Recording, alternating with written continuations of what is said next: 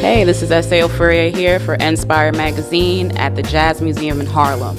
And we're getting ready to interview VOZA Rivers, a man with many titles. I literally have to read it off my phone. He's the first vice president of the Greater Harlem Chamber of Commerce, internationally known as a theatrical producer, and has additional responsibilities as executive producer for entertainment and cultural activities of Harlem Week. This man is one half of the brains and the power behind why everybody comes to Harlem to learn about Harlem. VOZA Rivers.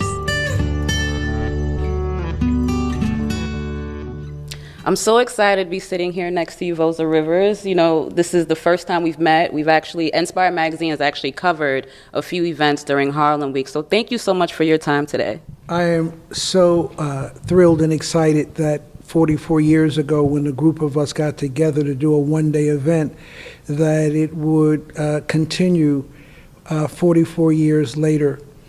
And we're sitting here in the National Jazz Museum in Harlem, and there's a book on Harlem that covers that same period in the 1970s when we started. And when we started Harlem Week, Harlem was at its lowest ebbs. Wholesale abandonment of a lot of the properties that are here, businesses were closing, we had a drug epidemic, and people started moving out of the community. But for those of us who decided to stay under, at that point, the leadership of Percy Sutton, who was the borough president of Manhattan, who also lived in Harlem, we all talked about what would it take to get people to come out of their homes and celebrate, you know, the survivors, the people who said, I'm going to stay here no matter what. Right. And that's what happened for us. So on that third Saturday or Sunday, 44 years ago, we did a one-day event called Harlem Day, and that's the genesis and the foundation of what we do today. Culture changes. So what have you noticed from the first time that you started Harlem Day to Harlem Week within the culture of Harlem? How has it changed? The culture of Harlem has always been Harlem as a cultural capital of Black America. And during the turn of the century, when blacks were leaving the cotton fields in the South, the Caribbean islands, coming to this Mecca called Harlem, they brought their culture with them. Harlem is well known for the Harlem Renaissance, a very special period in our history. And that meant that the people in literary arts, the performing arts, the doctors, the professional people all started moving to this community. What Harlem Week does is it continues to capture and remind people on what this community contributed to the world. So it's not about a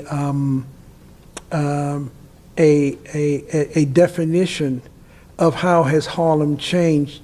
It, for us, in terms of the culture, is how do we keep our culture alive, which means past, present, and future. And so that's our goal, to do that. And for those of us who've been around, we want to make sure that they know that we really respect their culture. For the new arrivals, we want to embrace theirs. And we found a platform of integrating all of the different cultures that make Harlem a special community to live in.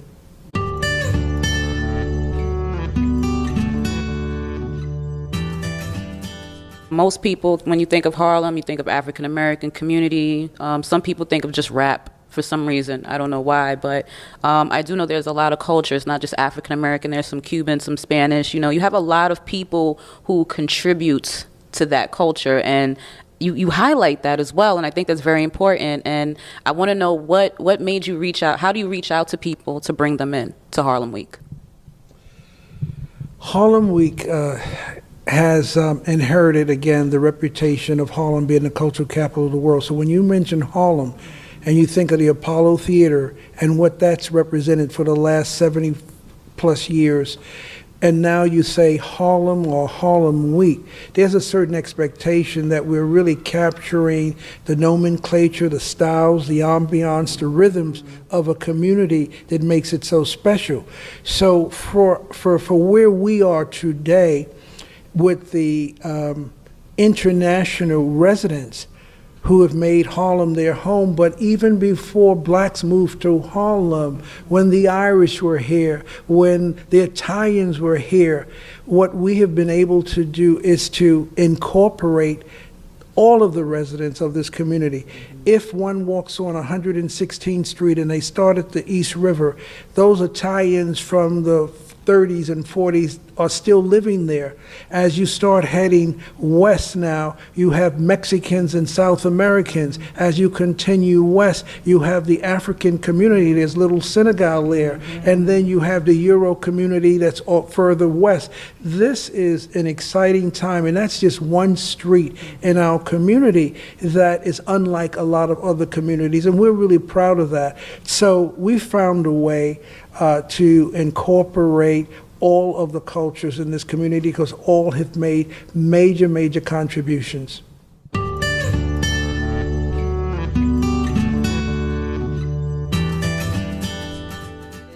You do so much, but what you're doing is what you love. I want you to talk about how did you start, how did you get into production? How did that start and lead you to where you are now? I got involved in culture first.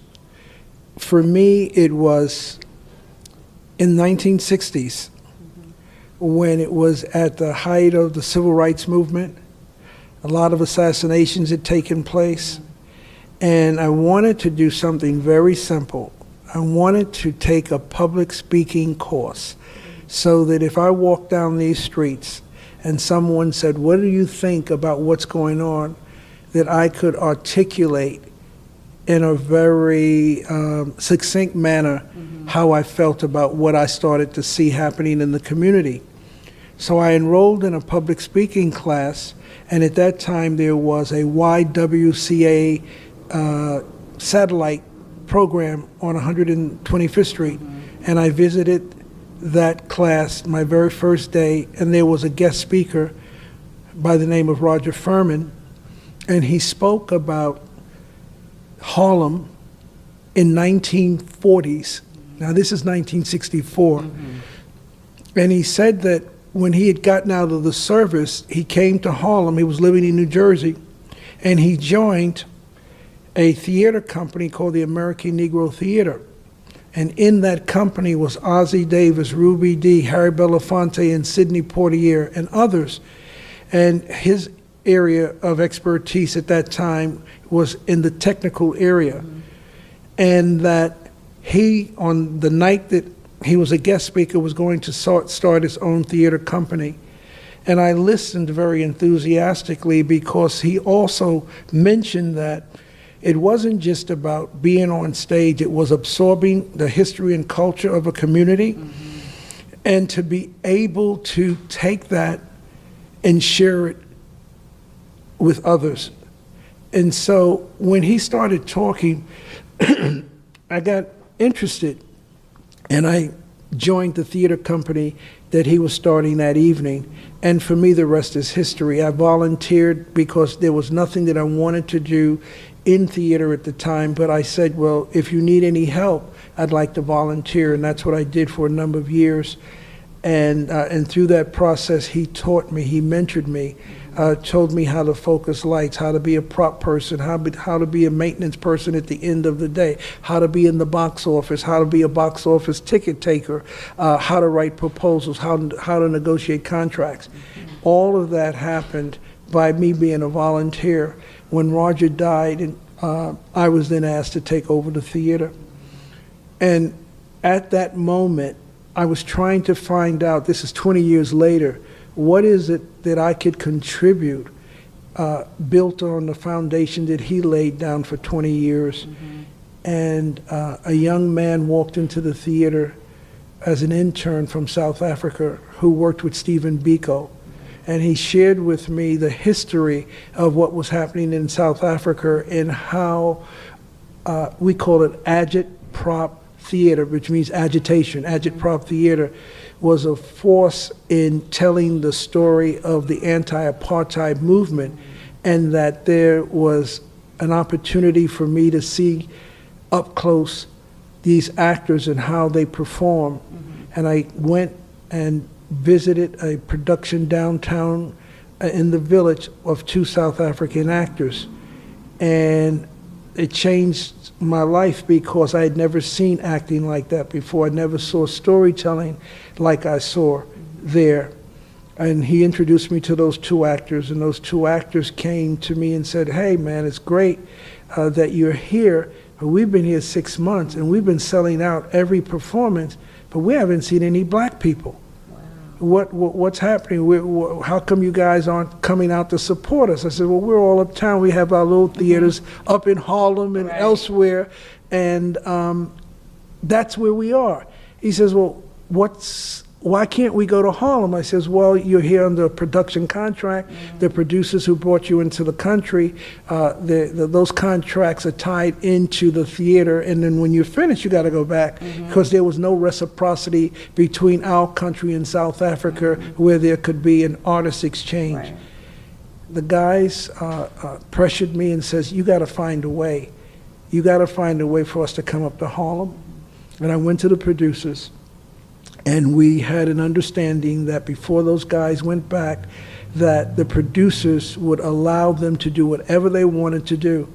And I brought them up to Harlem, and that's the beginning of the history for me, because I was able to represent what these guys did downtown, uptown. So the New York Times came out to see the play again, and they did a story from Soweto to the Village to Harlem, and they put it on the front page of the weekend section. And the people, and they only did 2 days with me, and the people from downtown came uptown, and the rest is history, because Joseph Papp, who ran the public theater, came up. Lucille Ortel, whose theater those guys were in, came uptown. The people that were heading up Lincoln Center Theater came uptown to see these guys, and it was like they were in South Africa when they came to Harlem. And we did that. They went back and wrote a second play, and they asked me to bring it to Harlem first before it went anywhere. I was placed on a blacklist, and I couldn't go to South Africa to see the play because of what I just did with them. So I was banned from going to South Africa. I listened to the rehearsals of these guys in South Africa over telephone, and I decided that I had to find a way to bring them into the United States, and I did that sight unseen. Harry Belafonte came to see the play, Paul Simon, Quincy Jones. A year later, the play went to Broadway. And I brought it into the United States, sight unseen, and for 5 weeks we sold out in my little 99-seat theater in Harlem. So that started me on another kind of trajectory, where I started seeing the potential of how theater can capture the voices and the nomenclature, again, I use that word, of communities, and how much we have in common, even when we don't all understand the language. Again, it's more of a wealth of information and a testimony, to how hard you've worked and look what comes about it. You've literally, your struggle, your way had made way for somebody else.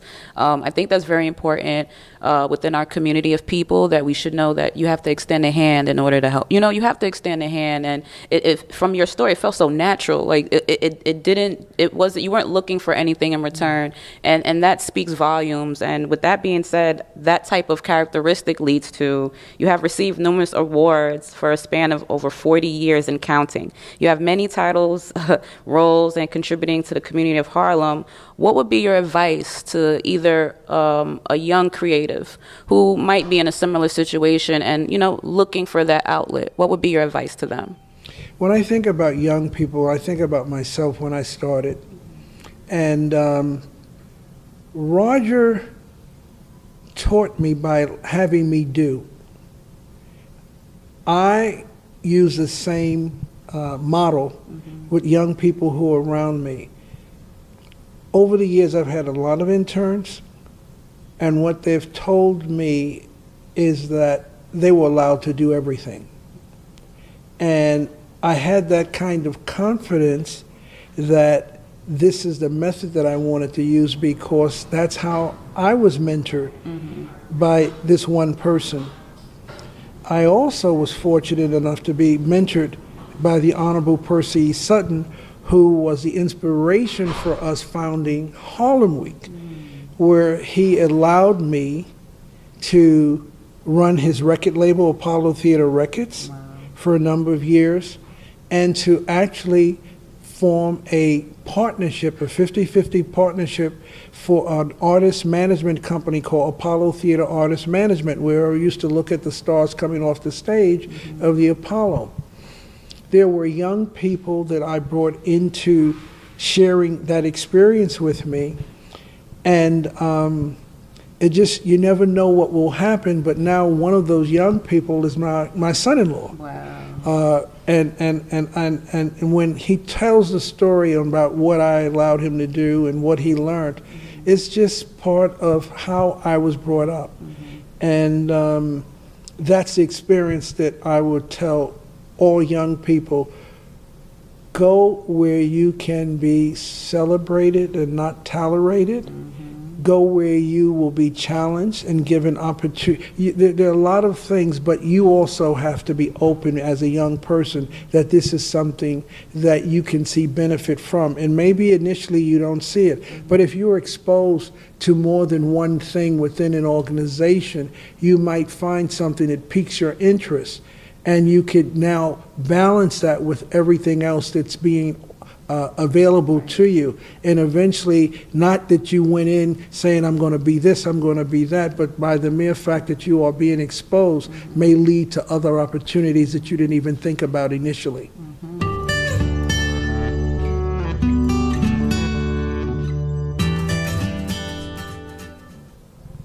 So you've given us so much wealth of information, a lot of history behind Harlem Week. We are still celebrating Harlem Week. I would love to know what do you look most forward to? Is there a particular day, a particular event, or performance that you look most forward to for Harlem Week?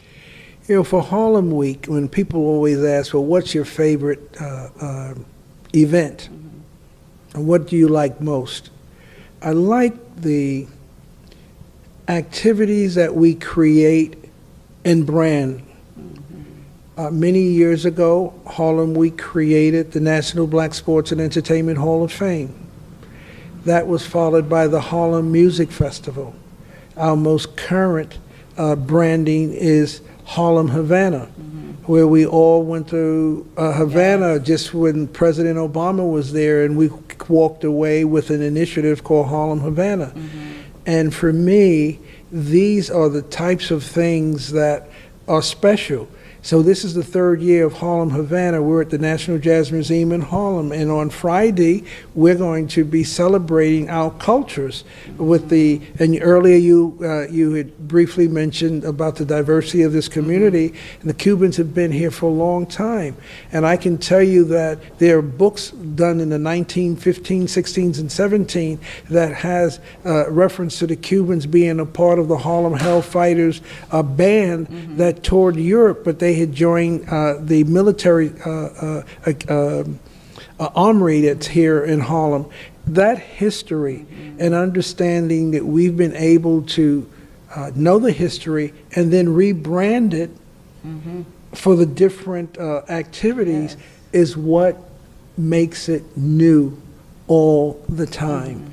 So we're recreating events and activities as we do what we do. When we talk about having a children's festival, or we're talking about all the themes that we have every year, those themes generate new ideas, new opportunities for us. And so this year, women transforming our world, the community within the community, the LGBT community, these things inspire, makes it exciting, and makes it fresh. And this is what I like most about Harlem Week. That's awesome. So that's a wrap. It's S.A. Fourier of ENSPIRE magazine, and we just had a wonderful interview with VOZA Rivers here at the National Jazz Museum in Harlem, talking everything Harlem Week.